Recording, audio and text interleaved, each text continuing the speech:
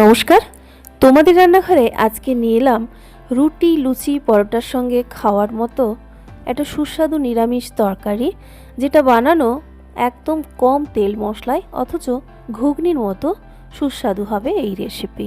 তো এর জন্য প্রথমে কড়াইকে বেশ ভালো করে গরম করে নেবেন।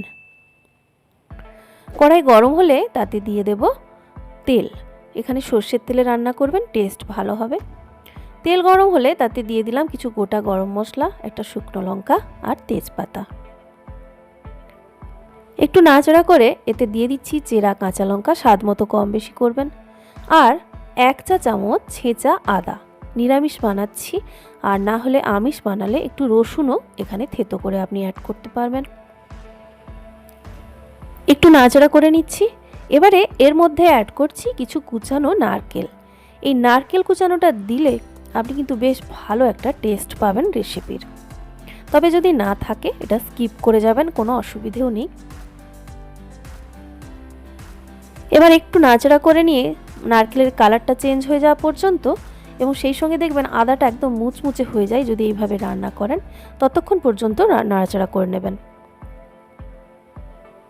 এবার এর মধ্যে অ্যাড করছি আমি ডুমো ডুমো করে কেটে রাখা মোটামুটি ছোট সাইজের 4টে মাঝারি সাইজের আলু। মানে ডুমো ডুমো করে কাটা, ছোট সাইজের বলতে পিসটা একটু ছোট ছোট করে করবেন, রান্নাটা তাড়াতাড়ি হবে। এবারে স্বাদ মতো নুন দিয়ে দিচ্ছি হলুদ গুঁড়ো 1/3 টিস্পুন মতো। অল্প করে মশলা দেবেন, অল্প একটু জিরে গুঁড়ো, অল্প একটু ধনে গুঁড়ো অ্যাড করে দিচ্ছি। স্বাদ মতো লঙ্কার গুঁড়ো দিয়ে দেবেন। এবার আলুটাকে এই শুকনো গুঁড়ো মশলার সঙ্গে বেশ ভালো করে কিন্তু মিশিয়ে নিতে হবে। এই সময় গ্যাসটা কিন্তু বাড়ানো রয়েছে। ভালো করে মেশানো হয়ে গেলে এটাকে 2 থেকে 3 মিনিটের জন্য হাই মিডিয়ামের মাঝামাঝি ফ্লেমে ঢাকা দিয়ে রাখছি। প্রায় মিনিট 3 ঢাকা দিয়ে রাখার পরে ঢাকা খুলে এবারে নাড়াচাড়া করে আরও বেশ কিছুক্ষণ এটাকে ফ্রাই করতে হবে। মাঝে কিছুক্ষণ ঢাকা দিয়ে রাখলে যেটা হয়, আলুটা তাড়াতাড়ি সেদ্ধ হয়ে যায়। এবার এই সময় ফ্লেমটাকে একদম বাড়িয়ে রাখবেন, হাই ফ্লেমে রেখে টানা নাড়াচাড়া করে বেশ ভালো করে ভেজে নিতে হবে, একদম মশলা এবং সেই সঙ্গে আলুর কালার পুরোপুরি চেঞ্জ হয়ে যাওয়া পর্যন্ত।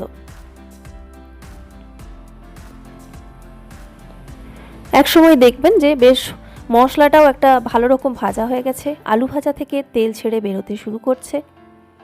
দেখুন কালার আগের থেকে কত চেঞ্জ হয়েছে, কড়াইয়ের নিচটা লক্ষ্য করলে বুঝতে পারবেন একদম মশলা খুব সুন্দর করে ভাজা হয়ে গেছে। এইভাবে ভালো করে ভেজে নেবেন। তারপরে এর মধ্যে অ্যাড করে দেব আমি মটরশুঁটি। মটরশুঁটির পরিমাণটা এখানে 250 গ্রাম মটরশুঁটি আমি ছাড়িয়ে দিয়েছি, আপনি অবশ্যই পরিমাণ বেশি কম করতে পারেন। এবার ভালো করে একটু মিশিয়ে নিচ্ছি। এই মটরশুঁটি খুব তাড়াতাড়ি সেদ্ধ হয়ে যায়, শেষের দিকে দিলে মটরশুঁটির কালারটাও ভালো থাকে, আর সেই সঙ্গে কাঁচাও থাকে না। প্রথম থেকে দিয়ে দিলে মটরশুঁটিটা অনেকটা গলে যায়, কালারটা একদম চেঞ্জ হয়ে যায়। মটরশুঁটি দেওয়ার পর আবার একটু ভালো করে নাড়াচাড়া করে মিশিয়ে দিয়ে দিতে হবে জল। জলটা যাতে কুকিং প্রসেসটা স্লো না হয়ে যায় সেই জন্য হালকা গরম করে দেবেন। এমনিতেই শীতকাল, তো গরম হতে সময় লাগে, সেজন্য আমি হালকা গরম জলই এখানে দিচ্ছি। জলের পরিমাণটা বেশ একটু বেশিই দিতে হবে, যাতে আলু আর মটরশুঁটিটা ভালো করে ডুবে যায়। আলু পুরোপুরি এখনও সেদ্ধ হয়নি, তো এবার ভালো করে মিশিয়ে নিচ্ছি।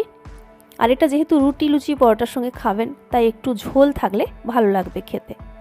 এবার ঢাকা দিয়ে রাখছি।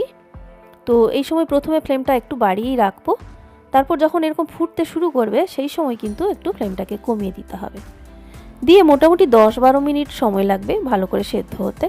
তার মাঝে একবার ঢাকা খুলে পুরোপুরি উল্টে দেবেন, মানে আলুগুলো উল্টে পাল্টে দিলে তাড়াতাড়ি সবগুলো সমান করে সেদ্ধ হবে। মাঝে একবারই উল্টে দিয়েছি। টোটাল 10-12 মিনিট মতো ঢাকা দিয়ে রাখতে হবে লো মিডিয়াম ফ্লেমে। তো 10-12 মিনিট পরে একটু চেক করে নেবেন যে আলুগুলো ভালো করে সেদ্ধ হয়ে গেছে কিনা। যদি দেখেন আলু পুরোপুরি সেদ্ধ হয়ে গেছে, তাহলে গ্যাসটা বন্ধ করে দেবেন।